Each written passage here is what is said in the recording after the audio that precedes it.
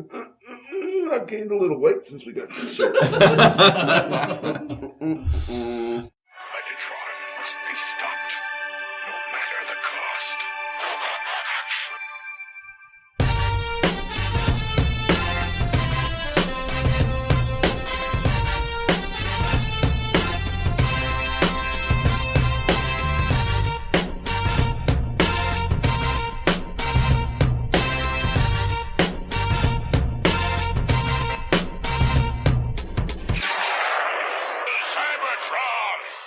Hello, ladies and gentlemen, and welcome to the Autopod Decepticast. This is your bi-weekly podcast delivering an episode-by-episode breakdown of the original G1 series. This is your episode 107. That means we're covering episode 3, which is More Than Meets the Eye Part 3.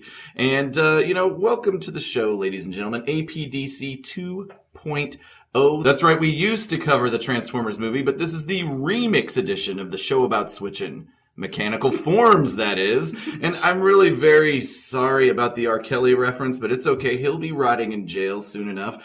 And I'm your host, Aaron, and with me are a couple fellas who know a thing or two about dance floor R&B from the early 2000s. Please, gentlemen, cleanse our palate here by stating your name, and you're a fine example of the genre. Your favorite example. I'm Rockin' Ryan, and I know music exists. You know that song? Oh, girl, you're my girl. That top 40 hit. Yeah, who's the artist? Snake Mountain. I think it's the band.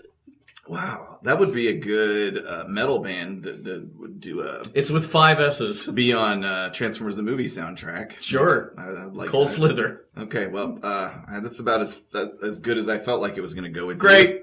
You. And also with us, of course, is... Hi, I'm Caleb. And you want to... What do you want? Your favorite example of 2000s R&B. Pop, dance, R&B jams. Come on, Say My Name. When no one is around. Tony Braxton wasn't man enough. Okay, I got one. Tony I got one. Say My Name by Tony Braxton. That's not... Say My Name isn't by Tony Braxton, and you goddamn know it. I don't know. I didn't listen to Say My Name is Destiny's Child. I don't know. I didn't listen to R&B in the 2000s. The Thong Song? Oh, that's R&B? Yeah. I don't know what that is. All those Ashanti songs featuring Fat Joe and Ja Rule. The Macarena. Well, did this go how you wanted it to go? I set myself up for failure. Whoop, there it is. Okay, we're moving right on. Okay.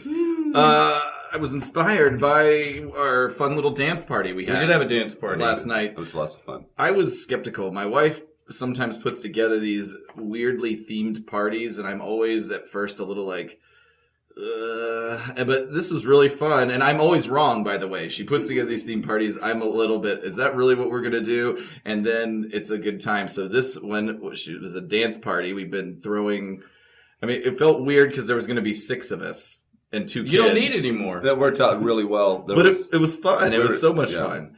And we basically loaded up YouTube with videos at anybody's choice, and seemed to pick every time the very extended version that has 10 minutes of movie before the song starts. Too legit to quit. Oh my god! If you now I know why Hammer ran out of money. Yeah. It was that video. The Danny Glover makes an appearance. Yeah. If you guys have not seen the original extended Too Legit to Quit, do yourself a favor and watch it in 5 years. Don't waste your youth on it. But maybe as you're reaching the dawn of life, or the twilight of life, rather, waste that time on watch it in the nursing home, and then enjoy the Michael Jackson sting at the end. There is it's an undecipherable premise. It is. Hammer is missing. It's very convoluted. He's been missing. All sorts of celebrities, ranging from Jose Canseco to Queen Latifah to Danny Glover, are just asking, "Where is Hammer?" And Jim Belushi is hosting a news. Oh, he's like a snarky newscaster, like doing an expose, but sort of beriding Hammer, like. Mm-hmm. And then Hammer It's Wow. They cut back to people so much, and then there's like 5 minutes before you even see Hammer. Then you cut to James Brown in a mansion, going up on a throne, and he's sitting on a throne, and then we're led to believe He's the that Godfather. that He's passing the mantle. Yeah, he's calling Hammer Yeah. Godson, and Hammer is like getting buff, quote Yeah, unquote. he's in the basement. 'cause he's not in bad shape, but he's in not the shape where you should just have your shirt off all the time. you got to be in good shape to dance your ass off like he does in that Sure, video. he's got good cardio, but I'm saying he's not like ripped or anything. How much He's ripped. How much do you He's just think? not buff. How much do you think that video costs in 1991 dollars? In 1991, Give me a guess. 750,000. I'll go with 2.5 million.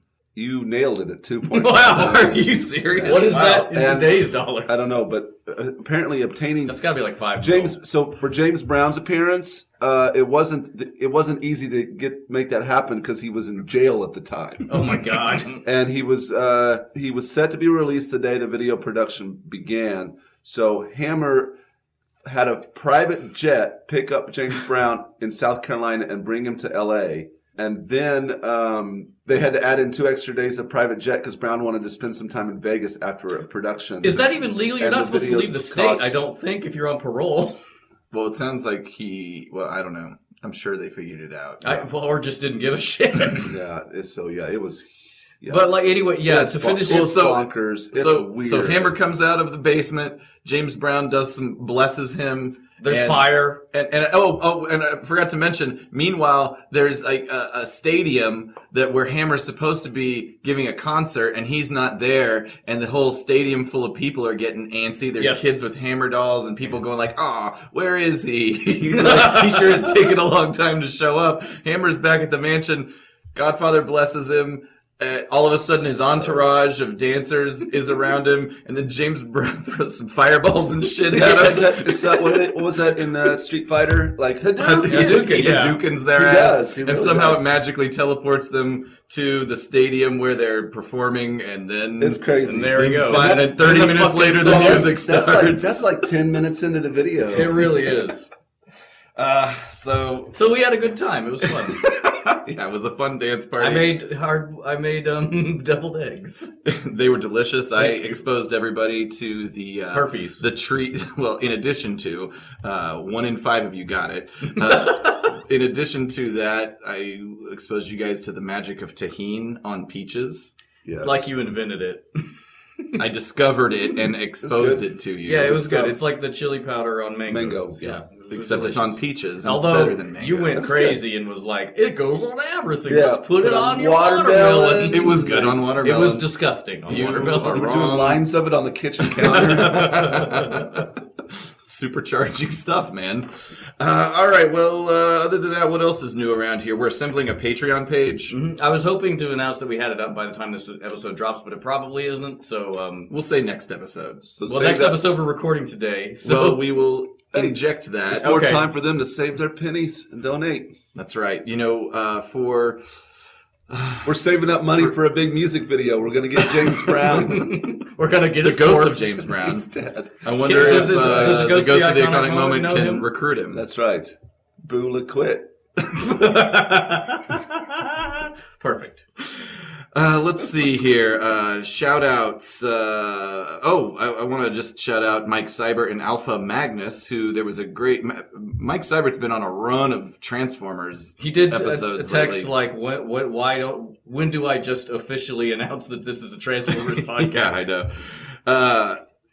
He's been on a roll, and there was a great interview with Alpha Magnus. Talked about customization, the customization scene, and it was a cool listen. And I've personally since contacted Alpha Magnus several times and had all my business ideas rejected by him. So I need to sharpen my pitch. You have terrible ideas. You're bad, and you should feel bad. That's right. I do, and I do. I asked him. I DM'd him about his 3D printer. Him and Bono. I asked them both about the 3D printer, and they had some good information because I want to get one. I would like to make some props and stuff like that, and they had some good information of like it was really meta because they were both like, yeah, you get the printer, and then you have to print upgrades for your printer, and I'm like, that's crazy. I didn't even think of that was a thing, but yeah. It's apparently absolutely necessary. Wow. Why aren't the manufacturers? It's just because the printer it's in Is it all like of they want you to practice? No, it's more like the printer that's in all of our price ranges. And like Bono said that hers that she uses, I mean, it was like a $200, $300 printer, and she has like the same kind of success as like people who have $2,000 printers. But like that's what the upgrades do is they make the printer better. Okay. Well, fair enough. Yeah, so so Christmas Very is coming industrious. up. And my birthday. What price range are you looking at? $200 to $300. And how big of a? It's on my Amazon wish list. It's like a. Do you have your wish list published like a porn stars and strippers do? Hit me up. Instagram models.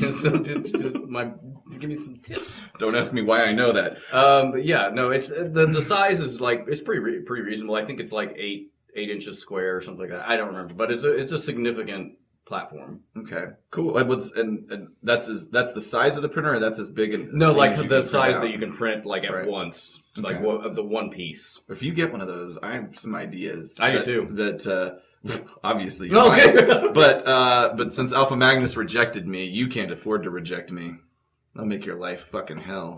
I know where you live. And also, back to Cyber real quick, he's been doing a series of interviews with a number of participants of the local Cybfest Northwest, which is a Transformers convention up there, like different vendors and stuff. So it's just all very interesting, like people that are really... I was saying with him on our group text that, you know, we interviewed Ron Friedman, and that was a super cool moment for us. But these are all, he's so far removed from the franchise, like he doesn't remember anything. No. I mean, in his video, his Kickstarter for I Killed Optimus Prime, he calls Ultra Magnus Optimus Prime. Yeah. So, but you know, all these people are really the heart and soul of everything that goes on around Transformers fandom, and it's just really cool to hear their stories. absolutely. Let's see here. Oh, one more shout out. Hang on. Got to show you guys. You gonna dance? Yeah, I'm gonna dance. Too legit. He just takes off He's running. running away. Oh, he's going like Kool-Aid through the wall. Oh yeah! Wow, that's incredible. Okay. It's a fleshlight.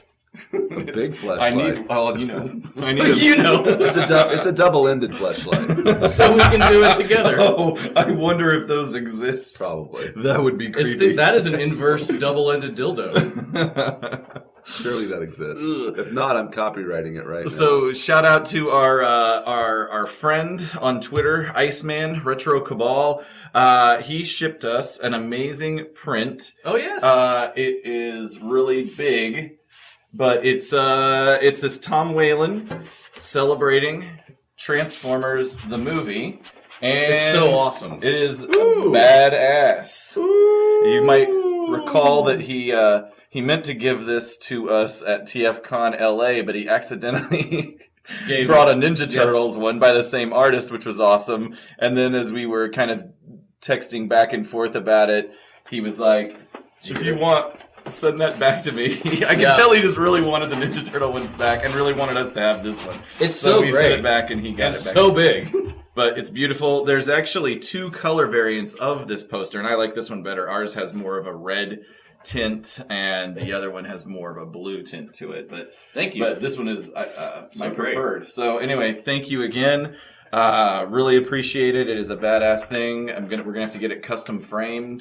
Speaking of presents, this is like I told you I didn't have anything for your we birthday, go. and I just picked something up when I saw it and thought of you, and this is what it is. So I'm giving it to you now. Okay, birthday present, months late, but I'm sure it'll be Listen, very thoughtful. I don't know. I don't necessarily like appointment present giving. Very excited. I love material possessions. All my wealth. Bury me with my wealth. Raoul's Wild Kingdom, Wheel of Fish, Town Talk with George, Bowling for Burgers. Why, this is a UHF shirt. Yes. This is really cool. It is a licensed UHF shirt from Fright Rags. I've heard you guys talk about this before. I need to explore it. They have lots of good stuff. Well, this is awesome. Thank you, man. Yeah. It's going to make my wife's sister's boyfriend, Derek. Jealous. Very jealous. Yes. He's a t-shirt aficionado, and this Aficionado. no Aficionado. Aficionado. Aficionado. Fish tacos. Fish taco. Thank you. You're welcome. Appreciate it. Yes. Hug for my Aw. friend. What did you get me for my birthday? I I'll show you you. don't- I got I'll you show that. I got you that. Wicka, wicka, wicka. Now you can spin. Turntable. I mean, I thought that was pretty good. I'm this lazy Susan that I have yet to be showcasing. Not because I don't know. think it's a stupid I was gift. trying- I need to figure out what I want to do with it. I don't. Well, I was thinking you'd put your Transformers on and spin them around in circles. Just late at night at 3 a.m. he's in the bathroom doing that. Actually, I'll use it for my Transformers tea parties. They'll be sitting across from me, of course. I will Oh, pour their tea, yeah. lazy Susan it around to them. That's amazing. We should probably talk about this show. Oh, are we still on air? So let's do a quick last episode recap. This is 3 of 3 of the More Than Meets the Eye series, and you'll recall It's 3 of 3. Wrapping Yeah. up the pilot. That's right. Oh, really? I thought it was like a 5-parter or something. No. Then What did you watch? We're recording episode 4 today. That must have been super confusing for you. It all makes To- sense. to It all do seemed your to notes make- on that. It all seemed to make sense. Oh, whatever. All right. Go. Well, there are some things that definitely don't, but we'll get into that later. Quick recap. The Transformers crashed on Earth millions of years ago. They just woke up. The deceptive ones are going to take Earth's energy and rule the universe. The good ones are going to try and stop that shit. After saving some humans on an oil rig, our new human friends conned the Autobots into my letting God. them hang out with them for a little while.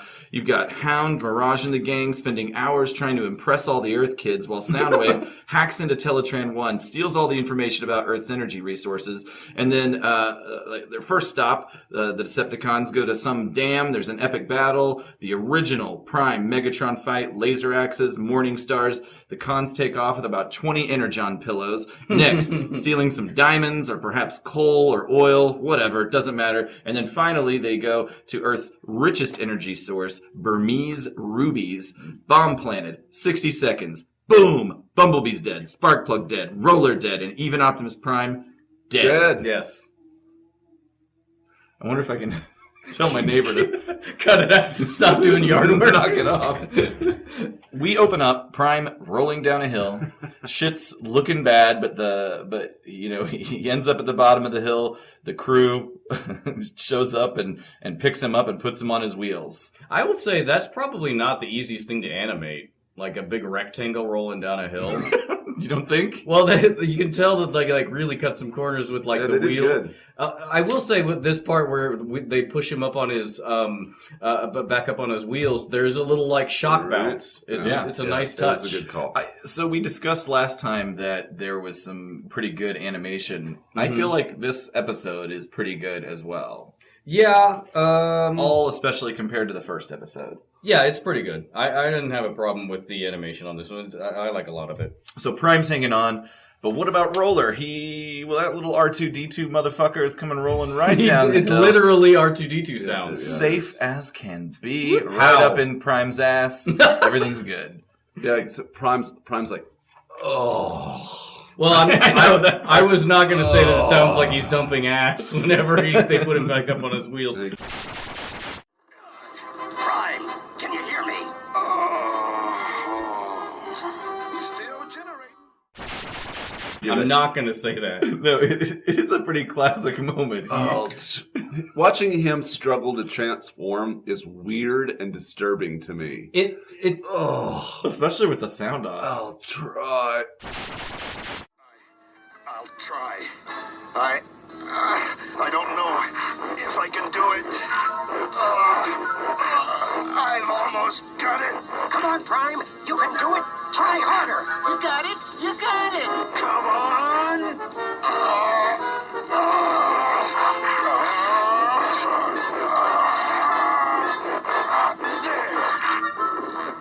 Welcome back to the land of moving parts. Oh, I think this might be the only time we ever see a Transformer struggle to transform. I may be wrong. Does but it mean that like you can get kind of stuck in your transformed state. Well, in the books, at least, there are some of the books where they can't transform because they're so low on energy. Someone did one where he was like, "Oh fuck." Oh, I think that was Dr. Smooth. Shit. Yeah. I think they even edited in a fart. Like, it was like it's like those goofy, like, bonk sound effects. Do yourselves a favor if you've never watched the Dr. Smooth re-edits of the Transformers. They're enjoyable. So, he transforms, it's gut-wrenching, but then as soon as he transforms, you're 100%. Yeah, he's fine. No painful grunting. He just had to transform. They were like cheering him on. You can do it. It's weird. So now we can focus our energy on Sparkplug and Bumblebee. They really gloss over how everybody's cool. Like, everybody's fine. Even, as we'll see, spoiler in a moment, the Decepticons are not really hurt. Yeah.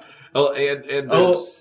we have here at like a Ironhide display with a power of like a drill that just comes out of the cannon that he has, which looks like the toy. Actually, looks a lot like the toy guns that shoot like little projectiles. Oh, interesting! I did not know that. The one that he had, or you're saying in general? No, not. I don't know if Ironhide had it, but like maybe it was Grimlock But I had toys that had like guns that looked almost like that had a little spring-loaded thing where they shot projectiles. Okay.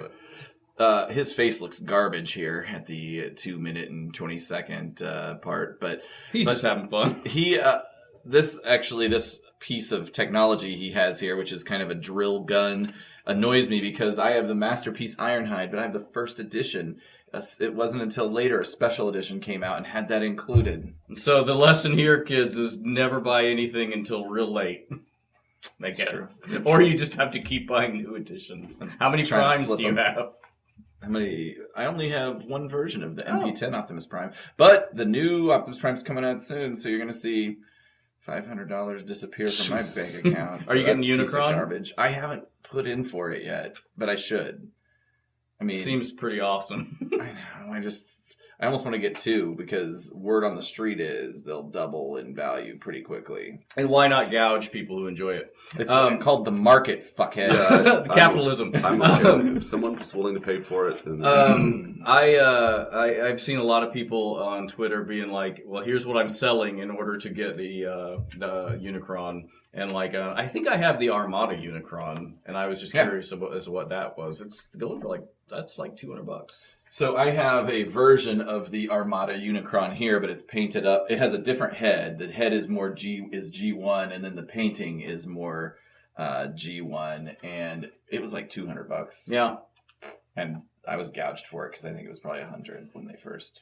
So that's my emergency. I'm out of gin. I'll put this up on eBay. Okay, well, come to your boy first. Oh, I see. Yeah, great. There's friend prices. I won't have to pay shipping. So they're digging into the rocks, back to the troubles on the mountain here, and he's just really jackhammering into that rock. I feel like if somebody was on the other side of that, they would get their brains drilled in by Ironhide's. It just goes through Sparkplug's head. Yeah, that would be a sad moment. But it's Jazz who ultimately finds Bee and Sparky, pulls them out. Everybody embraces. It would make way more sense if, like, Sparkplug were inside the transformed Bumblebee, and that's how he was protected. But nah, he's just in the rocks. But no bruises, no scars. Yeah, everybody's cool. No nothing. Really glossing over it. We just embrace, and it's a good day to be an Autobot, or a friend of one, or the father of a friend of one, who just happened to work in this very mine. Wheeljack wasn't kidding when he said it would blow in 60 seconds. And I'm like, yeah, that would be a terrible joke. No. If you were kidding. Yeah, but he corrects and says 59.99. What the fuck does that mean? Why can't you just do it precisely at 60? I do like that where, sense. Wheeljack does the, well, actually. So he actually set it shorter and didn't tell anybody. Wheeljack is a psychopath. I'm telling you. As we'll see soon in SOS Dinobots. Well, to your point, what if he had secretly set it for like 50 seconds? Right. Let's see what happens. You see, I was trying to kill you. Our Wheeljacks are not great. I'll keep working on it because I love a Wheeljack impression, which Chris Latta doesn't even have his Wheeljack impression down yet. No, it's real spotty. So Optimus Prime applauds the effort of Bumblebee and Sparkplug. Thanks to you, the Decepticons are finished. And, everybody shares a laugh at how it was almost at the expense of Bumbleplug. Bumbleplug. I'm gonna go with that. That sounds filthy. That's a thing we're going to do. So he Prime's just basically saying Decepticons are dead. He starts the victory lap. They're under all this rock. Their plan now is to gather resources themselves and get off the planet, which makes Mirage very happy. He does not like Earth. He's not into it. But the Autobots, they tend to think they always tend to think they've won a little too soon. Very early to announce success. And an explosion from inside the mountain reveals that the Decepticons weren't nearly as trapped as Optimus Prime thought they were. The art in particular here on this shot of Megatron, I think, is really good. Like the bottom-up shot, it's a very dramatic pose. I do like that angle. There's a similar shot of Prime that we'll see used about 5 times. It's similarly dramatic underneath. I have notes on that as well. So, Fusion Cannon opens up the path to freedom for the Decepticons, plus all of their Energon pillows are still functional, so they grab about 20 of them. I guess those didn't react to the explosion at all either. They just take off. They don't even engage the Autobots. We kind of have changed from Energon pillows to like Energon encyclopedias or pizza boxes. They almost look like. Yeah. Mm-hmm. They're flying around with a bunch of Britannicas. Would you like to buy some World Book? We have the World Book Encyclopedia. And there they go. And they're off. The Decepticons are escaping. Ironhide wants to make chase. Optimus Prime tells him that the Decepticons are too fast to catch in the air. Ironhide is like Bumblebee, the insect, not the Transformer, in that no one told him he could fly, so he does after the Decepticons and against Prime's orders. Mm-hmm. Bluestreak goes after him. They agree to fight together, even though Bluestreak was acting like he was going to retrieve Ironhide. And so here we have this sequence where they engage the Decepticons. There's a couple of things. Like, there's a slight animation error there where they show... Okay, I got so much on this part. Anthony... It's a pretty funny part. Anthony from the TFU touched on this during his review of the More Than Meets the Eye trilogy, but up to now, the Decepticons have really handed the Autobots their ass consistently. All the time. Outsmarted them in every single way. Absolutely. This is actually also one of the few episodes where Bluestreak plays a significant role. He's really rarely in the show. And then there's like that slight animation error where what looks to be... Ironhide's weapon that is in his van, like the cargo area, is in his back, and then it shows it coming out of his back, which is not a huge deal. But the whole pacing of this scene is very strange. Yeah, they hang there for a long time. Yeah, he fires a rocket at Skywarp, which clips him and knocks off one of his tail fins. And then Skywarp's like, can I engage? Permission to teleport. And Megatron's like, yeah. So he does the thing he does, which is warp in the sky and appears behind them. And then he starts firing rockets. Which also, I guess, teleporting fixes your fin. By the way, I just a quick comment. I never noticed before that the Decepticons fly in a pattern like geese do. Well, that's a good point. Yeah. There must be a strategic When rationale. I first saw it, I thought, for a split second, is he firing that missile at a bunch of geese in the sky? He's hunting. It's a flock of cons. This is like Skywarp's ability to teleport, in addition to like Mirage and Hound's ability, are super, super useful and super underutilized. Yeah, absolutely. So here we have, I think what you guys are referring to, 30 awkward seconds of bad missile firing. There's like no dialogue, no real animation. They're just kind of looking around. Except that they move the animation cell up and down. Yeah, there it is. I love it. So the first missile goes right in between them. But the sound effects are great, by the way. They sound a little like bottle rockets, but they are good sound effects. One goes right in between them, and then the next sequence is Ironhide and Bluestreak. It's just a static animation cell, and it goes in between. Another shot goes in between them again, and then they slowly just move it up and down. Move down about 3 inches. And a rocket goes and fires over the top of them. There is a full... And then they just stand there. And then they do actually a pretty cool scene where they kind of they veer to the left. And that's actually, I feel, executed That is pretty cool. well. I just thought it was unusually long, right? It is. Yeah, there is a full second between Skywarp getting hit by Ironhide's missile and where he says anything. A full second of nothing occurring, which in a 22-minute children's episode of a TV show is really weird. And this whole sequence, is just terrifyingly long. So Ironhide gets hit in the back with some laser fire. Skywarp switches the laser fire, and then he just falls to the earth. That's a good shot. And Blue Streak goes after him. With luck, he splashes in some kind of pond in a foresty type area. Blue Streak dives in to save him. The rest of the Autobots shows up. Jazz uses his patented pulley gun. We're going to use the fuck out of that thing. I like that we keep seeing that. I know. I thought it was a one-time use thing, and maybe it's just in this every episode of the show. I think so far.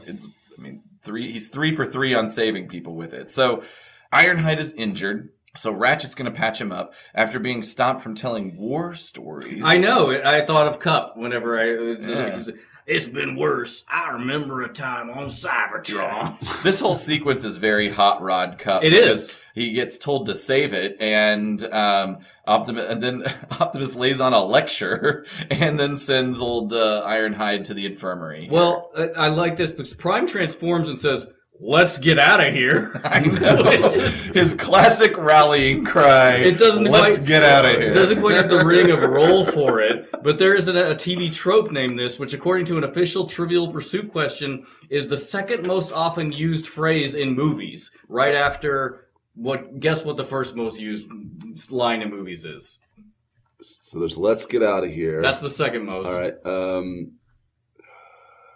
Think something nice and sweet. I love you. Yes. Okay. That's it. Yeah. I will post the YouTube Rain Alexander video, which is a 2.5-minute supercut of that line from like 70 movies. It appears twice in Who Framed Roger Rabbit. Well, sometimes you got to get out of here. let's get out of here. All those people are generally in situations where they got to get out of here. So we're back at this point. The Autobots get out of here, and then we go back to Spike and his journal. Yes, he starts journaling. I was just thinking of. Go ahead. I just remembered there was whenever we worked at Twin Oaks Country Club, there was a member, Aaron, that you walked up to talk to them. Oh yeah. Yeah, I was. I'll go ahead and tell that story. It was a lawyer, an old grizzled lawyer, and everybody kind of warned me about him and said that he was kind of a tough customer, literally. And I was, a young, eager. I was probably being over attentive, champing at the bit. But he was slamming down the old charters, which is not a premium beverage, by the way. But that's what this old lawyer liked. I think it's a call. And so I was just getting him refills. It was getting towards the end of their meal, their experience together. It was a four-top, as they call it in the industry. And, but they were lingering. So, I was just continuing to check on them. And every now and again, when I'd check on them, somebody would want a drink refill. And eventually I went up to them and was like, all right, hey, you guys need another drink refill? And he goes, we're fine. Get out of here. Get out of here. It's like the craziest thing to say to somebody in real life. I ended up getting along with those people really well. Yeah, once you get to know them, they were nice. But yeah, anyway, that was my first experience. We got back to Spike journaling. This Spike. I had to re-listen to this 2 or 3 times, and I still didn't quite understand that. What was the last thing he says before he's like abruptly cut off? Like something about being president or something? He said he thinks Optimus Prime would make a great president. Okay. So, Hound, do you have something to say about the journal? Let's back up 1 second to the Spike journaling. I don't hate Spike, and like after we are doing our presentation, do you think that's funny? Yes. Spike's fine, but like a lot of people hated Daniel, but after our presentation, nobody hates Daniel at TFCon in Chicago. Nobody hates Daniel anymore. It was a great presentation. We made a great case. We see how popular he or how useful he is. I didn't even hate Daniel, but like, do you think it's accurate to say that the producers of these shows, like even to this day, don't seem to understand that we don't necessarily need a human like that we're supposed to identify with? Like, we're here for the robots. I mean, do you know if you need it or not? We don't live in a world where you ever got the opportunity to experience Beast that. Wars. But this is already an established thing. But it's a good point. That's the only one I can think of. Beast Wars and Beast Machines is the only one I can think of without humans. Okay, well, Ryan's right again. Also, look at about like 6:05, And I think weird hands run in the Witwicky family because Spike's hand at 6:05 is so tiny and strange. You got them Trump hands. That is a time, compared to his other hand, especially. I think it's just foreshortened weirdly. Yeah. Anyway, that's that's all I had about that. Oh god. Hound and Mirage are now fucking with Ravage, who is caged up and furious. Which is just mean. Don't do that. And they ponder why the Decepticons haven't come after him, which is a good question because he does have all that knowledge about Earth's resources that doesn't really matter. But Hound starts practicing holograms at this point, no doubt to impress his skills, to impress more Earth kids. And he's inspired by something Mirage says, and it's some big idea. Yeah, this thing is weird of maybe keep your prisoner inside the base. Or also what's weird is they blink in this sequence. Yeah, I saw that. Whoa, I didn't notice that before.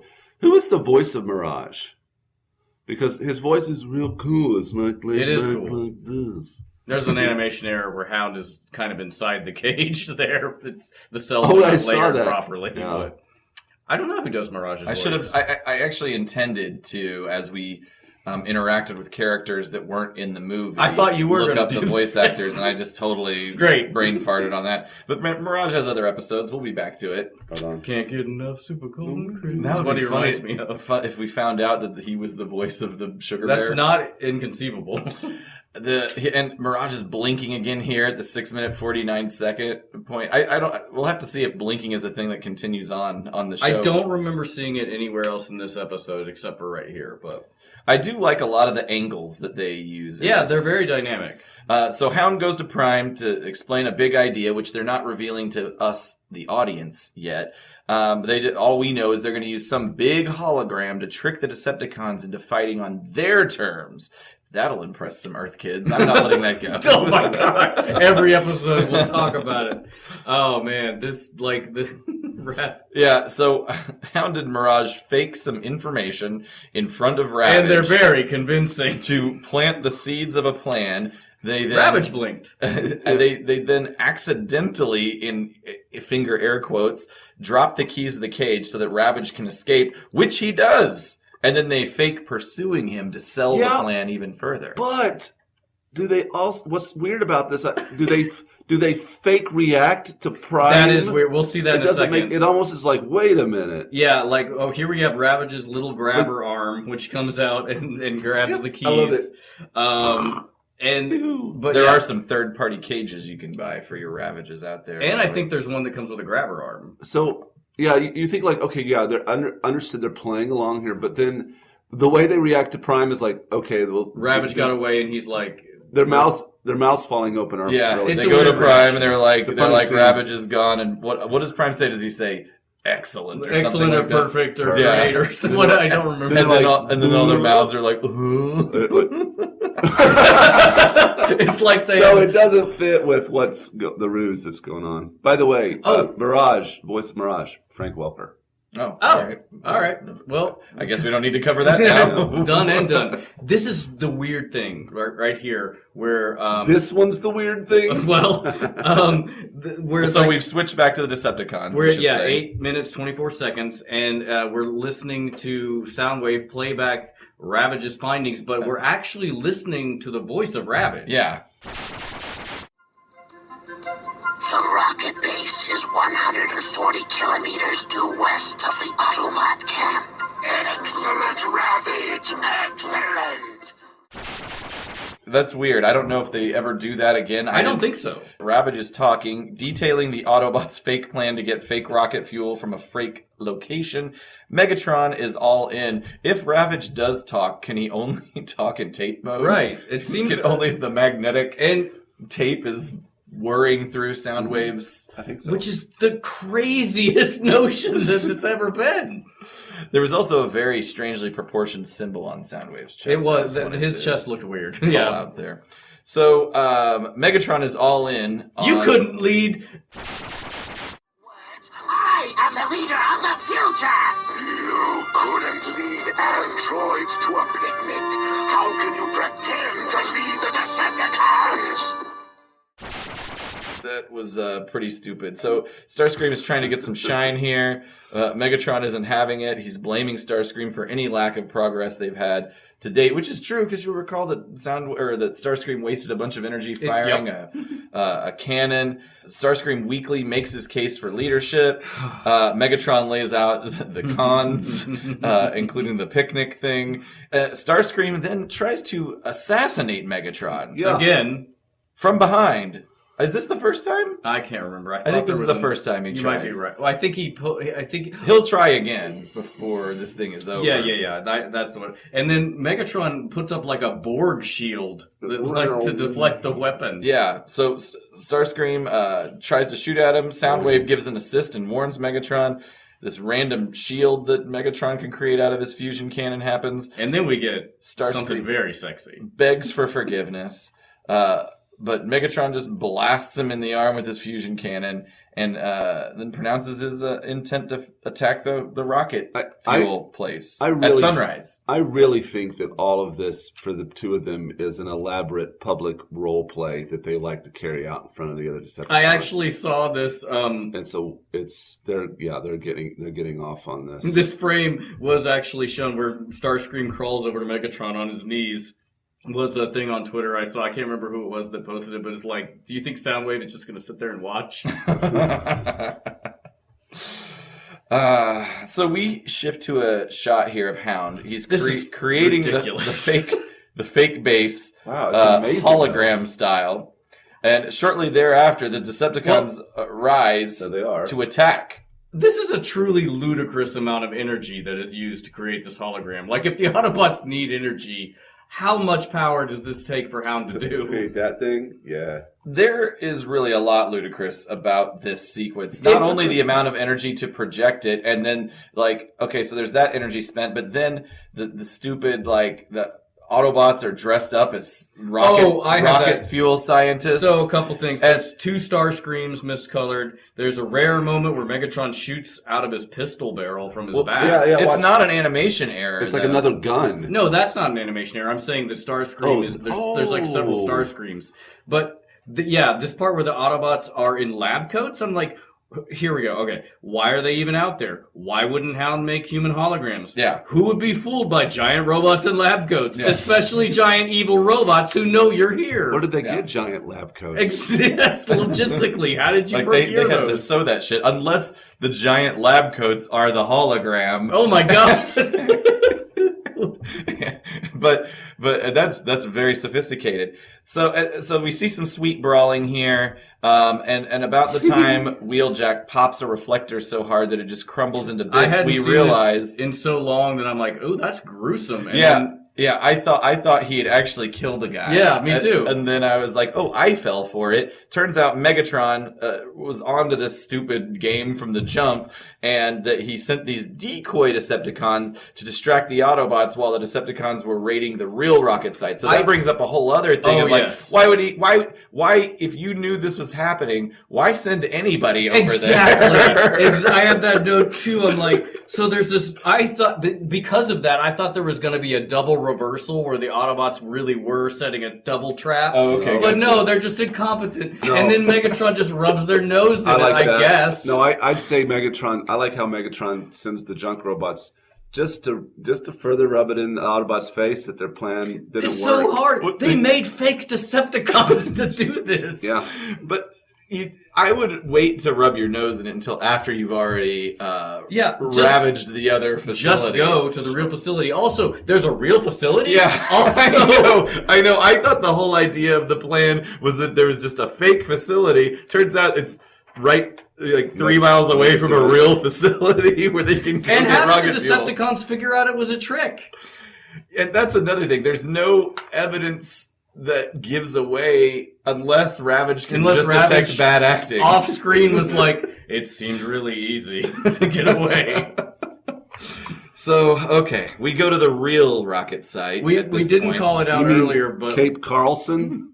Is that what they call it? Yes, it's just supposed like maybe Cape Canaveral. Yeah, except there's a problem with that. This is in the middle of the desert. Yeah, a cape is something that is next to the ocean. To be honest, we don't really know where the fuck we are. Absolutely, because as we saw in the last episode, the Decepticon ship crashed into the ocean, which appeared to be just right off of the Autobot That's true. base. Well, and as we'll see at the beginning of the next episode, apparently the Autobot base is right next to a Oh, cliff that that's what I'm- overlooks the that's ocean. what I'm thinking of. Where Yeah, are they? they're everywhere. Wherever they are has a wide variety of geological Yes. activity Yes. happening.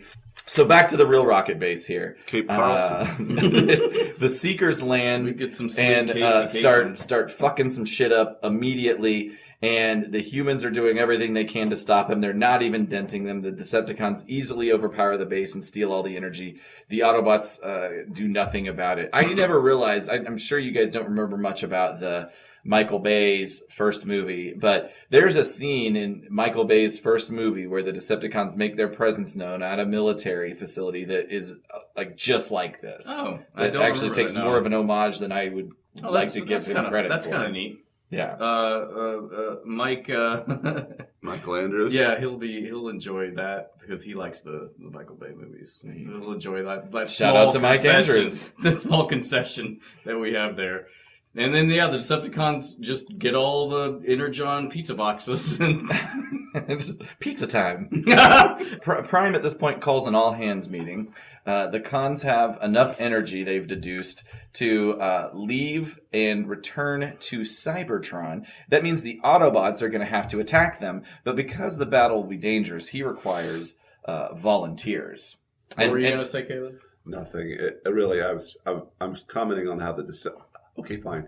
I was going to comment on how the Decepticons in all of this have also managed to build a space cruiser. Yes. Yes, They're building stuff from nothing. quite well. Yeah, very well. They seem to, at every turn, outsmart outsmart the Autobots in every way. Well, they're proactive, as we're saying. As we said in the last episode with the heifer whines, but they're better than us, or whatever They kind of are. They are. They're the only ones that have a vision for the future they want. All the Autobots do is react. Yeah, the reaction. And the Decepticons are like, you gotta keep the end in mind, as they say. And they have an end in mind, and they're working towards goals. Yes. They're goal-oriented. I'll tell you what, I always keep an end in mind. Wink.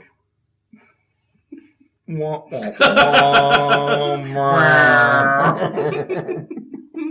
That's a good point, Caleb. It's true. Like, and even like we get a. And they could have been attacking that base at any given time. It's They true. know where the Decepticon base is, by the way. It does seem like They they're could just go fucking over around. Yeah, this is the most important thing. So he's asking for volunteers. He should be making everyone do it. Yeah, he's a military leader. like There's no choice. We need to do this. right. So It's run like a summer camp. I don't know what kind of army. I do like the kind of that they show a little battle damage on Ironhide there. Mhm.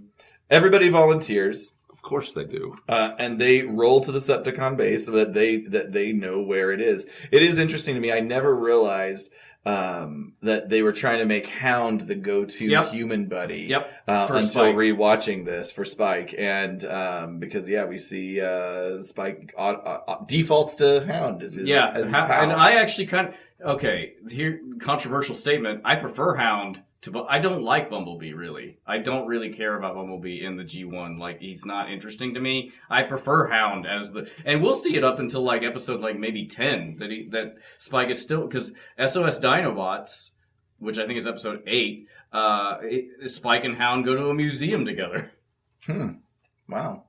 Anyway, I prefer Hound. Well, I know Bumblebee starts to come in right at episode 4, and they kind of start buddying up a little bit. That's true. But You're right. maybe Spike and Hound break up. Yeah, I wonder if there was some passive aggressive shit going on between Bumblebee and Hound after that, where Bumblebee jealousy threatened was him. taking hold. He came in the night with a knife to Yeah. his throat. He's That's like, my fucking Spike human. is mine. Well, I'm glad you paused it there, like at the 13-17 mark. Yeah. Where we see the Puffy, The dramatic angle. That was actually the second time. There was Yes, one of we those forgot to back call that out. at the lake that Ironhide landed in. Mm-hmm. So they're rolling out. Well, I had more about that. Okay. Well, we see this transformation sequence even again near the end. This was created by Masami Masami Obari? I don't know if that's how that's pronounced. Well, he was a character designer and artist known for mecha-related anime productions, and this series was his professional debut, though exactly which transformation sequences he did is not really known, but that's definitely in his style, and it's speculated that he directed The Call of the Primitives. Oh, really? Which is also... a lot of crazy angles. He said that he did... On Twitter, he said he didn't remember, and the animator... said that he was not actually the animation director for that episode, but the combined Predaking was animated by the Shin Matsuo Studio Ox studio. So that it was that very stylized thing, about that. Mm-hmm. Where are we? The Decepticons. Sorry. They're close to boarding their space cruiser here, and the Autobots' first act of aggression is to just encircle the base. So silly. Strangely. And the Decepticons, they start to board the cruiser. They see that they are under siege. And Megatron commands the Decepticons to transform, but he's the only one that transforms at that point into his gun mode, except for the fact that Soundwave releases some tapes. The tapes really play heavily into all these episodes. Like, they do a lot of the heavy lifting of attacking. And they actually have kind of distinctive personalities, more so than even the Seekers or the Reflectors. Absolutely, I do like the transformation. I like the Optimus front-on truck to robot transformation. I think all of these transformations used at this sequence are the ones that are repeated at the credits sequence. So Megatron turns into a gun. It's a weird battle. This whole battle is weird. Why? Well, Prime's battle, like the platform gets blown up by Megatron's cannon. Spike throws a rock and knocks off Starscream's gun, and Blue Streak runs over it. It feels very strangely choreographed to me. Yeah. Maybe I'm the only one. As a 6-year-old, it all makes perfectly good sense. And it's the first time that they're experimenting with what the hell they're going to do with these characters. So we paused right here at the 15-minute mark, where Rumble and Hound are... It's the rematch. The rematch, but it looks like that this might have been animation from the first episode underwater, because there seems to be the bubbles. Yeah, that's weird. We have to go back and check that out. What the hell is happening there? There are bubbles coming up on the screen. Was he ever choking Hound out? No, he was not. This did not appear, so I'm thinking they might have just reused stuff that was animated and cut. And then put it in here. Yeah. But I would think those bubbles are certainly different cells than where the line drawing of the characters are. So, yeah, I don't know. Yeah, it's real weird. Unless we're just to think it's desert dust. Or smoke. I just don't think the animators really could care. They could just whatever. This is the only animation error we've ever seen. When he picks up Rumble, he has his hand around his taint. Yeah, like you do. To chuck him. That's how you do it. Where else would you grab them to throw them? Whenever you pick someone up to throw them, you put your thumb in their butthole, and that's how you get leverage. Wait a minute. You can't get... I mean, if you're picking them up from the front, you'd have to put your... Here, let me show you. Your middle and...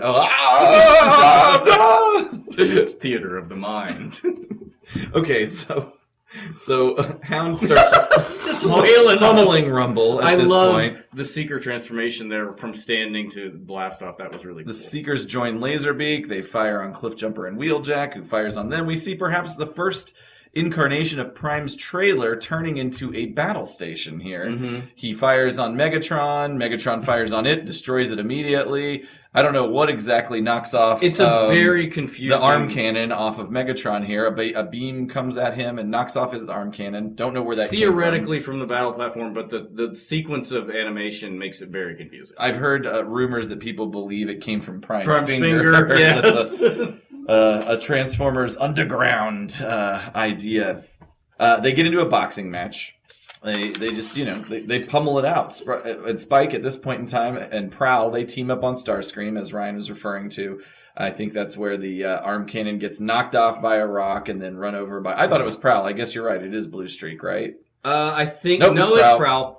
And Ravage knocks Megatron off Prime at this point, and then the Decepticons just get the hell out of here. And despite the Autobots' best attempts, the cruiser takes off, and we hear what can only really be described as a feral scream from Optimus It's Prime. true, and as once it again, goes to commercial. we see that the tapes are the only thing that seem to be able to fell Optimus Prime. Ravage takes him out, and like this comes back again and again where Soundwave's tapes. I'm just thinking like they're the MVP of the show, because I know that, you know, later in the season we will see that Laserbeak really kicks Optimus Prime's ass a couple of times, but like I didn't remember the tapes being as important as they were. I just want you guys to listen to this.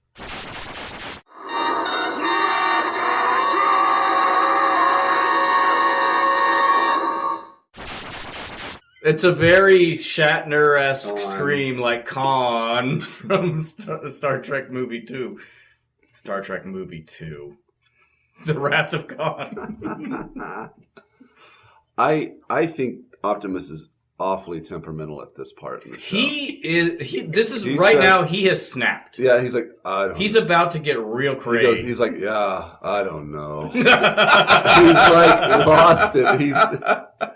He is more. This is the most emotionally unstable we will see Prime for a while, because he's about to go like rage. It is pretty funny. We go to commercial at that point and come back. The Decepticon ship is heading for outer space, and Jazz speaks up at this point, and he's like, "It's over, Prime. We've lost." And then Prime says, "Not yet," and he commandeers Sideswipe's rocket pack, Which is now a thing. and he gives chase. And then the Decepticons pull out some artillery and fire on him. There's a direct hit, and he just falls to the earth and crash lands. Which is when he asks for that jetpack, they're like, I don't know, and he's like, give it to me. Yeah. Like, He is okay, mad. yeah. He's And so, after falling even worse than what we saw in Burma, he had those issues from that fall. He's just fine. Yeah, from he's this one. shakes it off. But well, yeah. he's in robot mode. And so yeah, that whole. Are you okay, Optimus Prime? I said I'm fine. I know, he's like mad. he's like, all messed up. It's got to be pride fucking with him. Yeah, he's That's Prime with pride. you. And then that whole. Yeah, you guys already mentioned it, but that you did all you could do, and Prime's just like, I don't know. Maybe. I don't know. It's just Maybe. weird. This crash. I mean, he falls from orbit. Like, I know, you can and see he the just- curvature of the Earth. And he just falls in the exact same place where he That's was. true.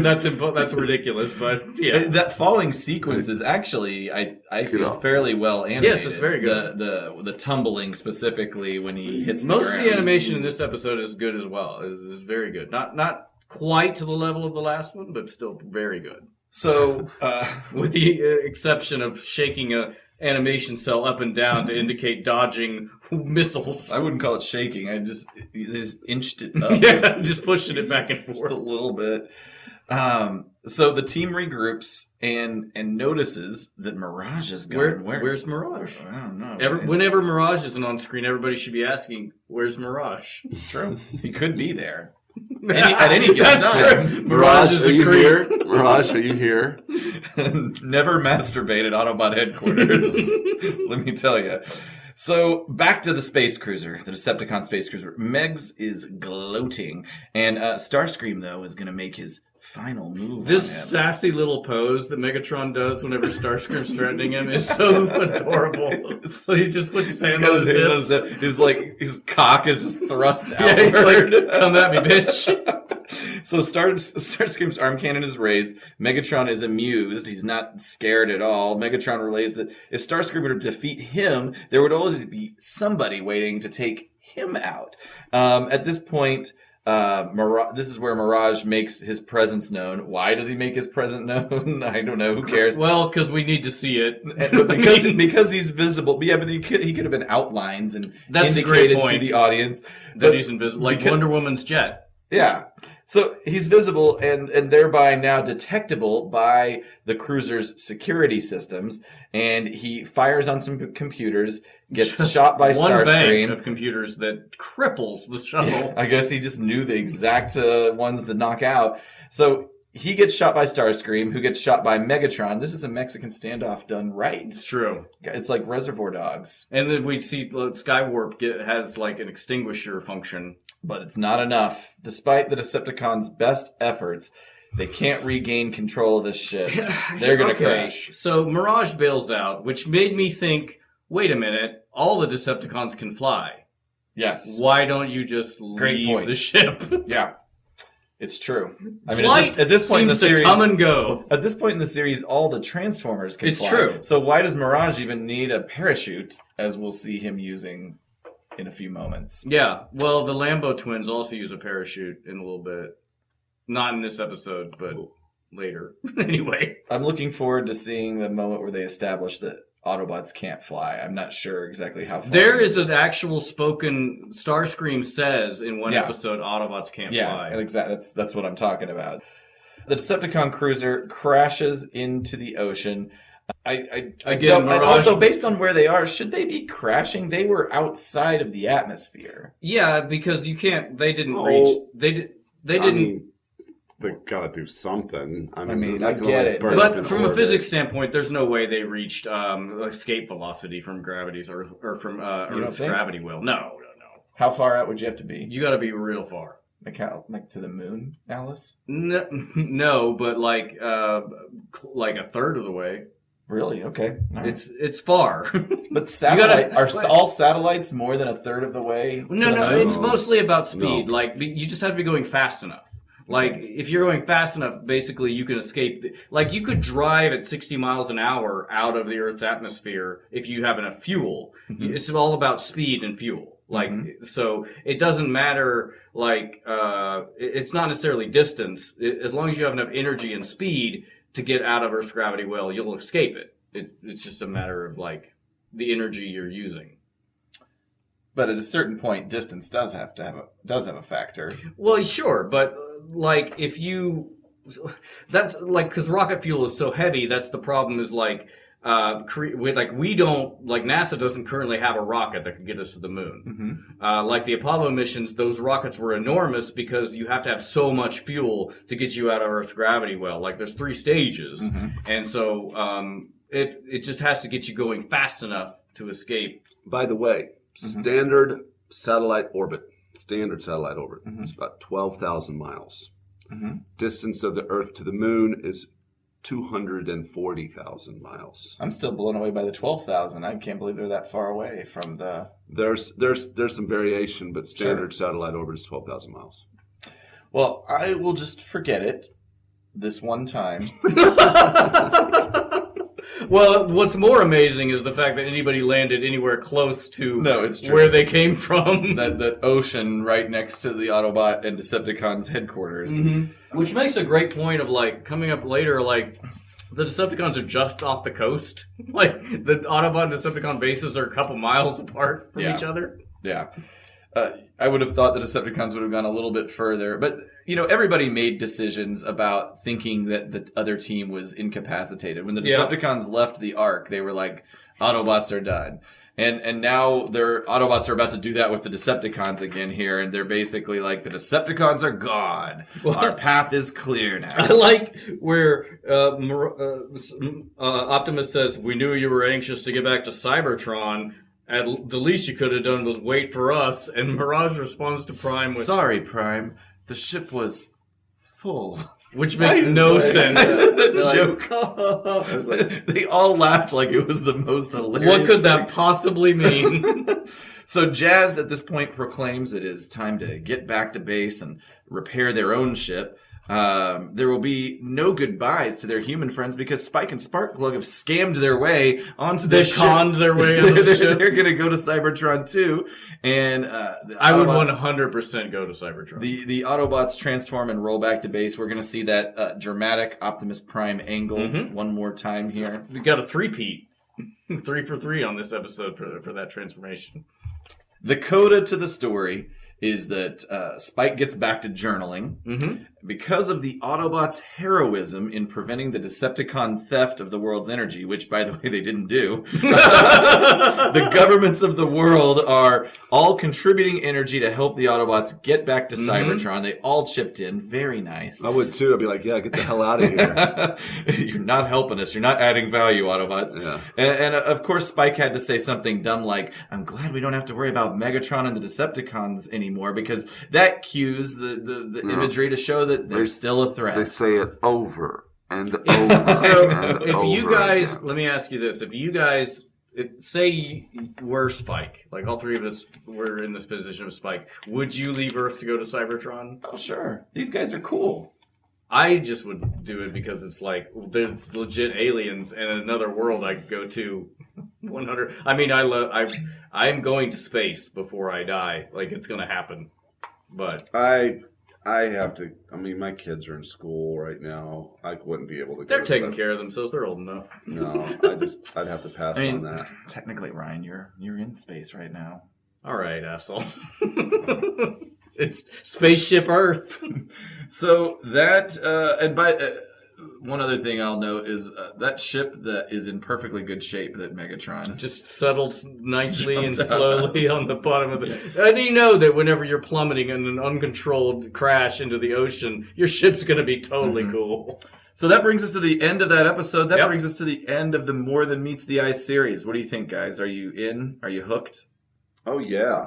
Tropes. We had Ironhide as rocket launcher, Skywarp warping, a Ravage forearm Ravaging. grappler, Hound holograms, Megatron slinging that gun barrel around his I waist. think maybe I might have dreamed this, but I think there might be a Hound toy that comes with those keys. I think the upcoming Masterpiece Hound toy comes with those keys Ah. and a little hook on his Mhm. hip to place it Which on. also, like, you're using keys. Like, That's a very old school circus cage. And it's That's on like a the key, cage they and put it's on Dumbo in. And it's on a key ring, too. like an old school jailer from that's the right. Middle Ages. A sheriff. Well, one key is to get inside the Ark. One key is to start the ship. One key is to start himself because he's a Jeep. You know, he's like, is this one? No. What's this one? Just to the tail. I like how the listener can't to the storage shed. can't see this, but when Caleb pulled out the key to start himself, he jammed it in his neck. Yeah, because he's all well, look at him. He's transformed. He would have to put it back here. Oh, Don't you know how your own toys are made? nope. So, like, yeah, but in the shoulder blades. The ignition is clearly up here in his upper back. Speaking of ignition, let's talk more about the R. Kelly Ignition remix. I don't even know what you're talking about. That was what I opened up the episode. Oh, yeah, that's right. With I forgot about your love for R. Kelly and how you No! agree with everything he's done. No, it's not true. Okay, Ryan, you got any? Trivias? There aren't that many. It does the script does verify that it is supposed to be Ravage's voice coming from Soundwave. So since there aren't really any other than that, I wrote like some toys that were no wonder I remembered it. I wrote some toys that were inspired by this episode. The Masterpiece MP27 Ironhide. This figure included some accessories that were seen in here, including the back-mounted missile launcher. And the drill hand was a pre-order bonus for the figure's second release in Asian territories other than Japan. That's what I was griping about. Yeah. I have That's I right. have That's the right. first That's right. release. That's right. The Masterpiece MP44 Convoy. One of the accessories included was the third iteration of Optimus Prime in the line is a rocket pack he borrows from Sideswipe in this episode.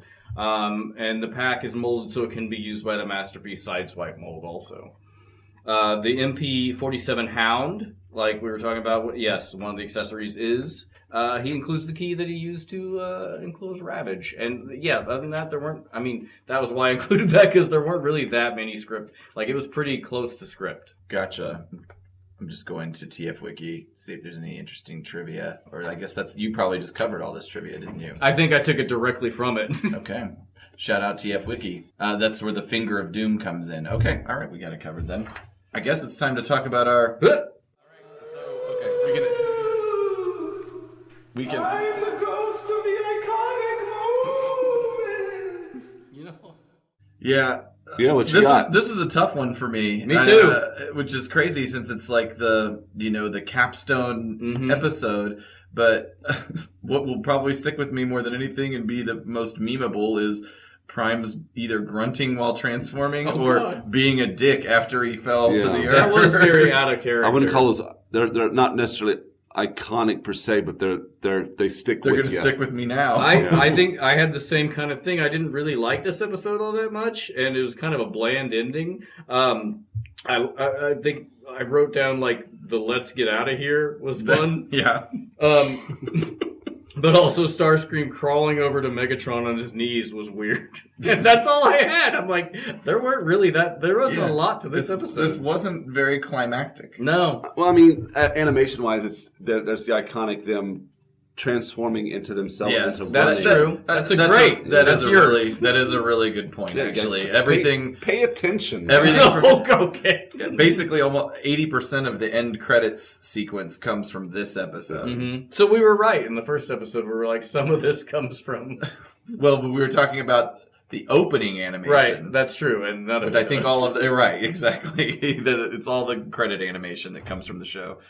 As we know, this cartoon that we're covering took place in the 80s. In fact, this very episode was first broadcast September 19th, 1984, and I think it'll be a fun thing for us to kind of take a little trip and see what is going on. You think this would be a good idea? Yeah. Do you like it? I like it a lot, and see what's going on In the real world. All right. So what happened in the Did real you world? have anything on the? Did you have? Oh, I was supposed to? No, I haven't. I'm just asking if you have. I said. Caleb's panicked looking. I said no. I said that I would do. Okay. I got. All right. Ronald Reagan was the president, and he was traveling that day. Oh, I didn't know. That's. And Is this fake? I think Caleb. the planet Neptune was discovered. No. Yes. These are I not didn't true finish. facts. I didn't finish. Discovered by my in Mrs. Mother. Feldman's kindergarten class. We were learning about Neptune. You don't remember? Wow. And yeah. Well, here's what happened in that day. That was really strange. What you did was, I liked and it. making eye contact with me was very weird while you were just reading. So for the top 40, the number one, Top 40 what? the American top 40 on the Billboard charts Gotcha. for music. Oh, is this Yeah. something that Casey should be telling us? I will put it in. Moving up 2 more notches to number 2 in our countdown, Let's Go Crazy by Prince and the Revolution. Now, we're up to the new number 1 song on American Top 40 and the story of the first band to get a recording contract with a video demo. You know, these days it's pretty common for a band seeking a recording contract to submit a video as well as an audio demo of their songs. Some bands submit only a video. Well, someone had to do it first. It happened in 1976 in London. The band who did it were the Babies. It wasn't something they consciously planned from the start. It was more of an act of desperation. The former lead singer and bass player told us, no one was interested in us. We couldn't get signed because they'd hear the name Babies and think we were like Mickey Mouse and his friends, you know, Pluto and Donald. They wouldn't even listen to a band called the Babies. End of quote.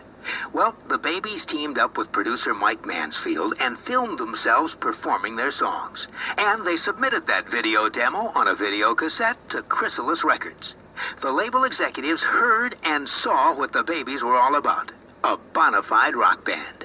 They liked what they heard and saw and signed them up. Well, the Babies had 8 chart hits and 3 top 40s. Then in 1981, the group broke up. But they blazed a trail as the first band to get a recording contract because of a video demo. The former leader, bassist, and lead singer of the Babies is in our countdown with his first top 40 solo hit. And this week, that top 40 solo hit becomes number 1. The new number 1 song in the USA is by a former member of the Babies, John Waite. And the song is Missing You.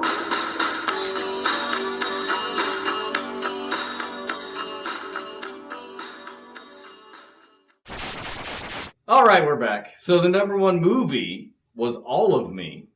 What is Oh, Steve Martin and Lily Tomlin. Lily Tomlin, great movie. Do you feel like you can do a summary? Of All of Me? Yeah. He or she is a millionaire heiress type. Mm-hmm. She has some like hippie, swami people in her entourage that they're supposed to transfer her body into somebody else, her spirit into somebody else. She's dying. Yeah, she's dying. And through a crazy series of happenstance, her spirit ends up in Steve Martin's Yeah, body. Steve Martin's her attorney, and she goes to visit him to change her will over to the woman that her spirit is going to be transferred into. Which just occurred to me, I have a novel that has almost there's a plot point that has that specific thing in it. But yeah, and it's kind of a Starscream's ghost situation. It is actually. Interesting. Yeah, she dies at the law office, and then the mystic transfers her spirit into a bowl, which falls out the window and drops onto Steve Martin. And I'm trying to remember. So she was kind of a bitch, as I recall, and I don't remember what Steve Martin's hang-ups were. He was just dissatisfied with his life. Somehow they managed to learn lessons from each other. And I think he helped mellow her out, and she probably helped him be better in some way. It's like a another. Sinbad house guest situation. I just remember the part where he was wanting to bang down. She was in his head and kept him from being able to do it. Oh, I don't remember. I feel like also she controlled like the left side and he controlled the right side, which makes no sense. Yeah, it's been a while since I've seen it. It was a good movie and a great song. Yeah, it's a variation on the old body swap trope. But it had done it in a way that's very weird because you're not really swapping bodies. No. You're 2 for 1.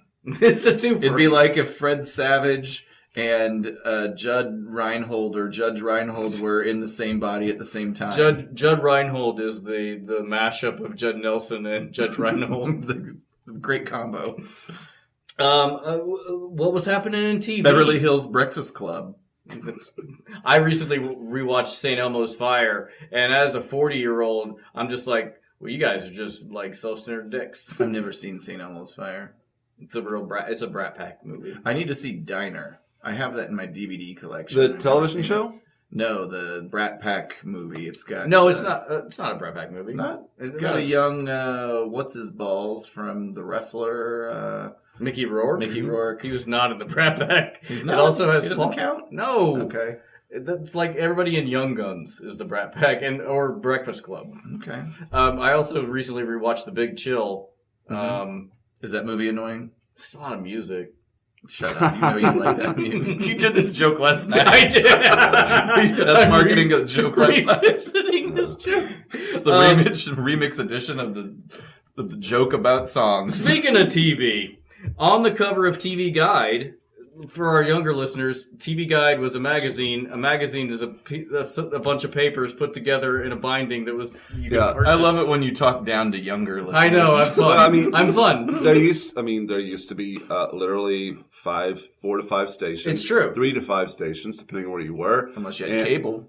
Had that Right. cable song. And then you had like 12 stations. Right, but for those of us that didn't have cable, you would either weekly in the local newspaper get the guide listing of all the shows that were going to be on that week, and you could also get the television guide, the TV guide that had the same thing plus interviews and random shit about the television programs. Right. Absolutely. What was on the TV guide that On the week, cover of the TV Guide for September 19th, 1984, that week was George Burns and Catherine Bach. What those old fuckers have going on? Well, Catherine Bach was not old; she was young. She's old now. She may be dead now. It was for a George Burns TV special on NBC celebrating his 80 years in show business. He started when he was 8. He was born in 1896. Wow. Mm-hmm. He died at 100. Mm-hmm. What if they got George Burns to do Unicron? I would have loved that. That'd be cool. He's Unicron smoking a cigar. Yeah. For a time, I considered sparing your little planet, I feel Cybertron. Okay. That's my George Burns. I was getting a little bit of a Burgess Meredith out of it. Another great Unicron.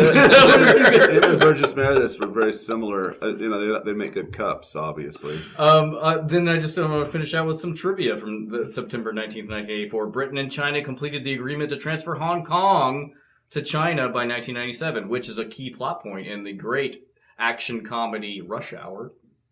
Okay. I've actually never seen the Rush Hour series. It's amazing. Chan. Tucker. Tutter. At it. Don't you ever touch a black man's radio. is what he says. I'm uncomfortable. The world population was 4,700,000. We've almost doubled. Yeah. Awesome. That's a crazy low number. The most popular baby names, Western-centric, were Jessica and Michael. Okay. The former WWE wrestler Eva Marie was born on this day. I don't know who that is. I don't either, but I looked. It was on a thing. It's on Wikipedia. There's a pretty big overlap of Transformers and wrestling fans. So It's true. And it was international. It's International Talk Like a Pirate Day. It was happening even back then. We'll say. Okay. Oh, it just is. I didn't drill into that one. Okay. I tried on the next one we'll talk about. I made sure everything happened on the act. It was occurred in in '84. existence at that point in time. Yes. So the next episode, I think, was broadcast a month or two after. Yeah, it was this October one. 6th. So I would assume that a lot of the information you just shared was the same. Nope. I picked all new information. We would just rehash it out. Yeah, that's why I didn't There do was like. new TV guides. There was new Billboard charts. Well, that's why I picked TV Guide because I didn't want to do just TV. Right, 'cause the because it would be programming would like be the same it'd be then. repetitive. Yeah. It might not change. The until world next- population was 4,774,569, 397. Give or What's take. What's a one? Actually, It is a No, one. I said 7 to indicate the 6 people who were born from this episode to the next one. Oh, I get you. Great. It probably would have We're good at. We're dragging on. We're good at this. Thanks everybody for listening. This is. Did you hate this episode and this segment? I thought it was fun. Please continue to listen. Subscribe, Apple Podcast, Stitcher, Google Play, TuneIn. iTunes users, please subscribe and leave a review. There's our social media, Twitter, Facebook, Instagram, all of them at APOD Decast, and the web presence, Autopod Decepticast.com. I'm gonna have a lot for this episode. I bet you are. Watch, I bet you watch are. out. Keep an eye out for that Patreon. Mm-hmm. It's going to happen. We're putting it together. Uh-huh. And of course, Patreon. we'll tweet it out and like be obnoxious whenever it actually happens. Thanks, everybody. Have a good one. How was this episode, Aaron? Pretty good. Bye, Yeah. bye.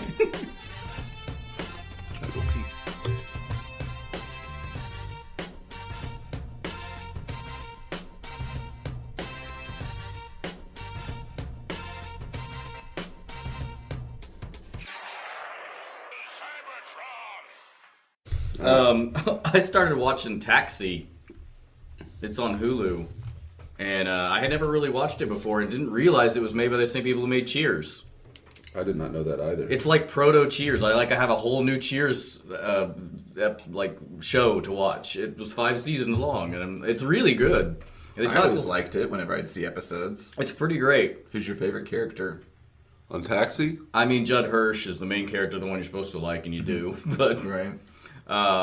Mary Lou Henner is very attractive. Back in that time. I like Yeah. Danny DeVito's character. Also very Sure. attractive. And who can't enjoy and love Christopher Lloyd's character? Yeah, I just got to the episode where he shows up. He Reverend shows up to Jim? marry Andy Kaufman, Zlatka, and some sex worker so that Latka can stay in the country, which apparently is just an episode that's in every sitcom. And then he just sticks around after that. His Yeah. character is just... I didn't realize. He becomes- I'll just hang here at the taxi station. That's a pretty good one. I didn't realize he was not like an original character. Actually, It's like Latka- episode 16 of season 1. Wow, so Latka actually came in before him. Was Latka He was there from the beginning. Wow. So then they have 2 wacko characters. Yeah. Well, but Christopher Lloyd was probably a professional, Professional wacko. I mean, he had that character, and then but whereas Well, to be fair, he's a wacko character. Latka is a foreigner, but so he just seems wacky. But I mean, because of his different culture. But I heard in real life, he could be troublesome on the set. Really? What's his face? Andy Kaufman. Yeah. Because he was for sure. irreverent. So he's a that's pure artist. That's a fun way to say asshole. Yeah. Yeah. Imagine, imagine you're Jim Carrey playing him in a major motion picture. You're like layers of asshole. Yes. You saw, You never get out of did character. you see the documentary? Yeah, I did, yeah. Yeah. I actually forgot Judd Hirsch was in it completely. I know him mostly from Dear John. I don't know if anybody remembers that. Dear John. Yes. By the time you read this note, I'll be gone. I'll be gone. No. I'll be gone. Right or wrong, life goes on. That's whenever you could just professionally ghost. You just left somebody a letter on the mantle and poof, you're in the wind. was Mary Lou Henner on that show too? I don't know. All I remember about the show is that it was a show Dear John. and that theme song. No. And then I remember him well from Independence Day. Oh yeah, he played Jeff Goldblum's dad. Just give me a You don't really think they spent $300 for a hammer, do you? No, she wasn't a main. Life Just a goes different on. redhead. Yeah. All right, let's get it going. All right. Bro Cells is the sponsor of Autopod Decepticast. Yes.